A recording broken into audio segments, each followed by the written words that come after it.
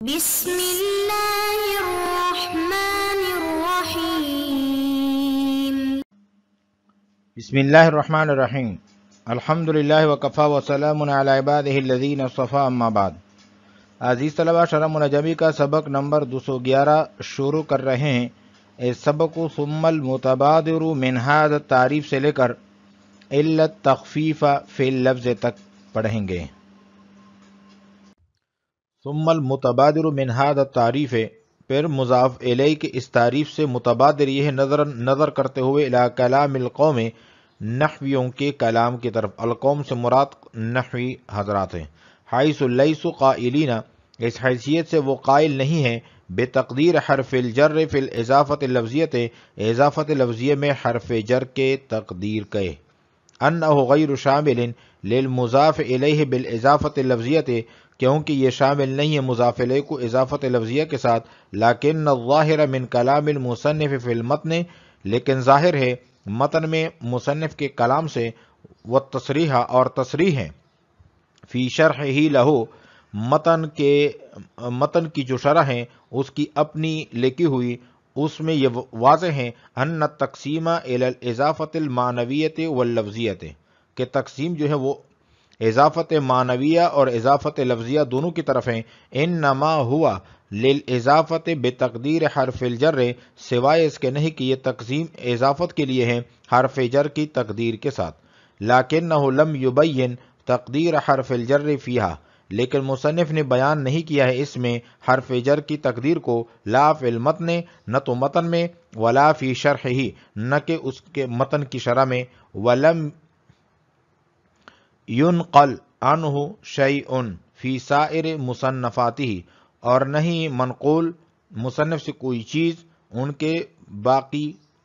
تصنیفات میں۔ وقد تکلف بعضهم فی اضافت الصفت الی مفعولها، اور تحقیق بعض نحوی حضرات نے تکلف اختیار کیا ہے صفت کی اضافت میں اس کے مفعول کی طرف، جیسے کہ ضارب زید بتقدیر اللام، لام کی تقدیر کے ساتھ، تقویۃ للعمل، عمل کو قوت دیتے ہوئے، ای ضارب لزید، وفی اضافتها الی فاعلها، اور تکلف اختیار کیا ہے بعض نحوی حضرات نے صفت کی اضافت میں اس کے فاعل کی طرف، جس طرح کہ ہیں الحسن الوجہ بتقدیر من البیانیت، فإن ذکر الوجہ فی قوت قولنا، کیونکہ الوجہ کو ذکر کرنا یہ ہمارے اس قول کی قوت میں ہے۔ جاءنی زید الحسن الوجہ بمنزلۃ التمیز، تمیز کے مرتبے میں۔ فإن فی اسناد الحسن الی زید ابہاما، کیونکہ الحسن کی اسناد میں زید کی طرف ابہام ہے۔ فإنہ لا يعلم انہ ای شیء منہ حسن، کیونکہ یہ بات معلوم نہیں ہے کہ کون سی چیز جو ہے وہ خوبصورت ہیں۔ فإذا ذکر الوجہ، پس جب الوجہ کو ذکر کر دیا گیا، فکأنہ قال من حیث الوجہ، تو گویا کہ انہوں نے کہا ہے کہ چہرے کے اعتبار سے وہ خوبصورت ہیں۔ فإن قلت، پس اگر آپ یہ کہہ دیں، ھذا فی الحقیقۃ تخصیص، کہ یہ تو حقیقت میں تخصیص ہیں، فلا یصح ان الاضافۃ اللفظیۃ لا تفید الا تخفیفا فی اللفظ، پس درست نہیں ہے کہ اضافت لفظیہ فائدہ نہیں دیتی سوائے لفظ میں تخفیف کے۔ قلت، تو میں کہوں گا، کان ھذا التخصیص واقعا قبل الاضافۃ، کہ یہ تخصیص واقع تھی اضافت سے پہلے، فلا یکون مما یفیدہ الاضافۃ، پس یہ اس قبیل سے نہیں ہے جس کا فائدہ اضافت دیتی ہے۔ فلیست فائدۃ الاضافۃ اللفظیۃ، پس اضافت لفظیہ کا فائدہ نہیں ہے، الا التخفیف فی اللفظ، سوائے تخفیف کے لفظ میں۔ ثم المتبادر من هذا التعریف نظرا الى کلام القوم حیث لیسوا قائلین بتقدیر حرف الجر فی الاضافۃ اللفظیۃ۔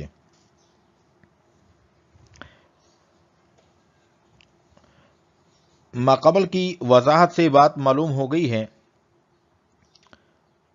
کہ اضافت کی تعریف میں سیبوی اور جمہور کا اختلاف ہے۔ جمہور کی تعریف کے مطابق مضاف الیہ میں حرف جر مقدر ہوتا ہے، اور سیبوی کی تعریف کے مطابق مضاف الیہ میں حرف جر کی تقدیر ضروری نہیں ہے۔ مضاف الیہ میں حرف جر لفظ میں بھی ہوتا ہے اور تقدیراً بھی ہوتا ہے۔ مصنف نے سیبوی کی تعریف کو لیا ہے، جمہور کی تعریف کو چھوڑا ہے۔ مصنف نے مضاف الیہ کی تعریف کی ہے کل اسم نصب الیہ شیء بواسطۃ حرف الجر لفظا او تقدیرا مرادا، جس کا معنی یہ ہے کہ جس اسم کی طرف کسی شیء کی نسبت حرف جر کے واسطے سے کی جائے، خواہ وہ حرف جر لفظوں میں ہو یا مقدر ہو، وہ مضاف الیہ ہوتا ہے، اور جمہور کی رائے میں اضافت لفظیہ میں حرف جر کا واسطہ نہیں ہوتا۔ جمہور کی تعریف کے مطابق تو کسی قسم کا اشکال نہیں ہوتا، کیونکہ جمہور کی تعریف کے مطابق اضافت لفظیہ میں تقدیر حرف جر نہیں ہوتی۔ لیکن مصنف پر اعتراض ہوتا ہے کہ ان کی تعریف اضافت لفظیہ کے مضاف الیہ پر صادق نہیں آ رہی، کیونکہ اضافت لفظیہ میں حرف جر کی تقدیر نہیں ہوتی، جبکہ مصنف نے مضاف الیہ کی تعریف میں حرف جر کا ذکر کیا ہے۔ حرف جر لفظ میں ہوگا یا تقدیراً ہوگا، اور اضافت لفظی میں مضاف الیہ در حقیقت منصوب یا مرفوع ہوتا ہے، کیونکہ اضافت لفظی میں مضاف الیہ معنن فاعل ہوتا ہے یا مفعول ہوتا ہے، اور فاعل پر تو ظاہر ہے کہ حرف جر نہیں آتا، اور مفعول پر حرف جر تب آتا ہے جب فعل لازمی ہو، اور یہاں پر فعل متعدی ہوتا ہے، اس پر حرف جر کی ضرورت نہیں ہوتی۔ لہذا اس سے بظاہر معلوم ہوتا ہے کہ مصنف کی تعریف اضافت لفظیہ کے مضاف الیہ پر صادق نہیں آتی۔ تو لیکن الظاہر من کلام المصنف فی المتن والتصریح فی شرحہ لہ ان التقسیم الی الاضافۃ المعنویۃ واللفظیۃ۔ یہاں سے شارح اس اعتراض کا، اس سوال کا جواب دے رہے ہیں کہ مصنف کی تعریف جامع ہے، اور اضافت معنویہ اضافت لفظیہ دونوں کے مضاف الیہ پر صادق آتی ہے۔ اس بات کی دلیل یہ ہے کہ مصنف کا جو کلام متن میں ہے اور انہوں نے اس کی جو شرح اعمالی لکھی ہیں، اس سے یہی معلوم ہوتا ہے کہ اضافت کی بتقدیر حرف جر دو قسمیں ہیں،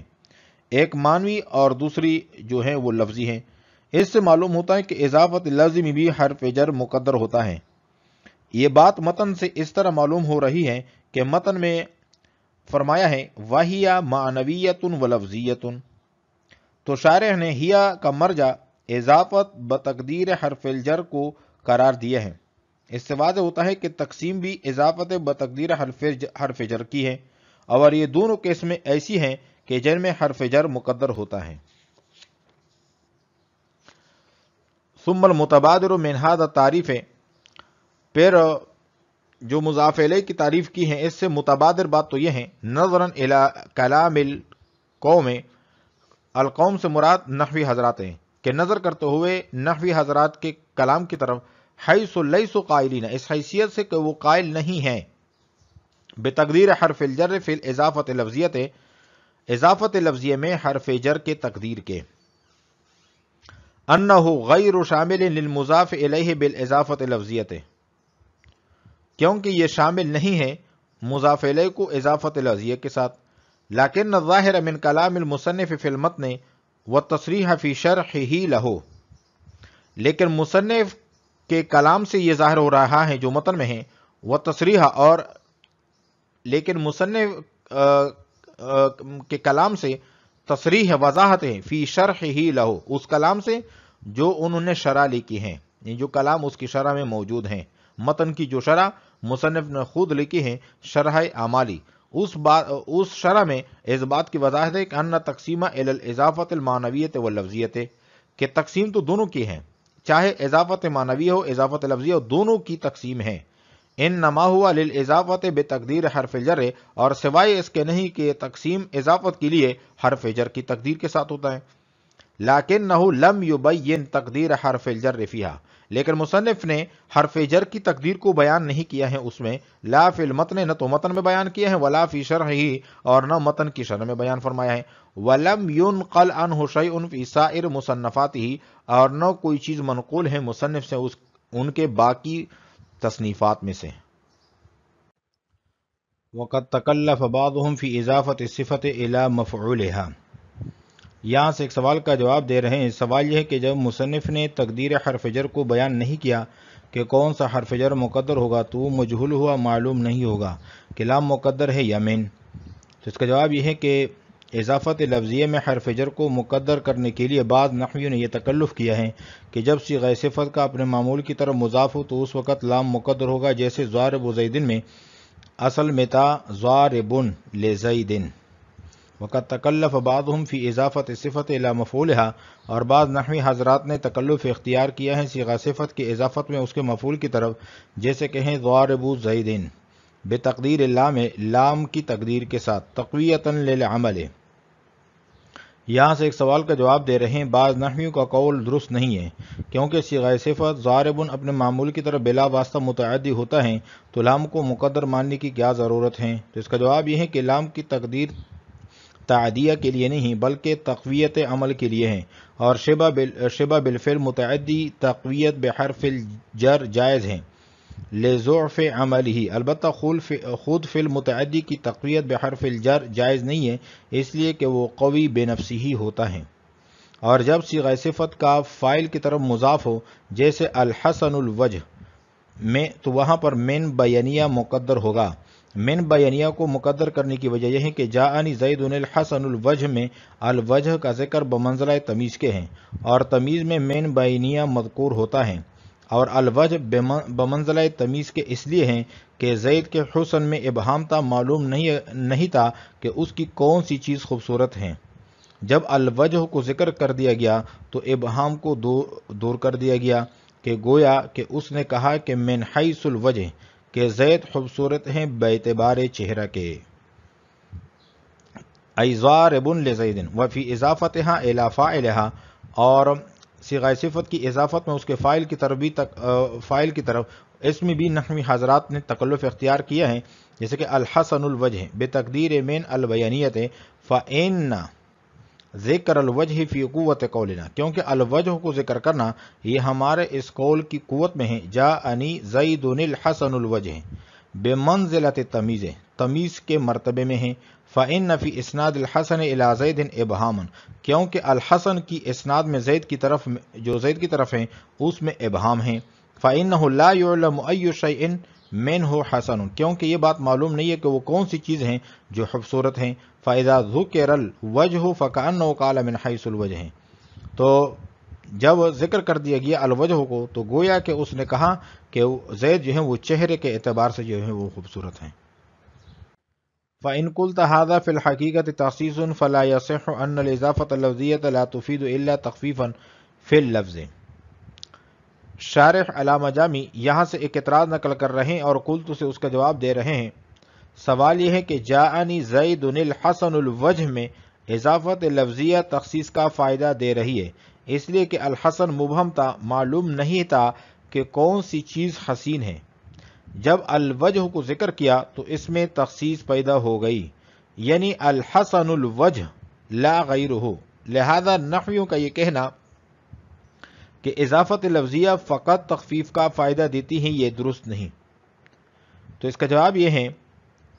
کہ ہم یہ بات تسلیم نہیں کرتے کہ الحسن الوجہ میں اضافت کی وجہ سے تخصیص حاصل ہو رہی ہے، کیونکہ اس میں جو تخصیص ہیں وہ اضافت سے پہلے حاصل ہوئی ہیں، اس لیے کہ الحسن الوجہ اضافت سے پہلے الحسن وجہہ تھا،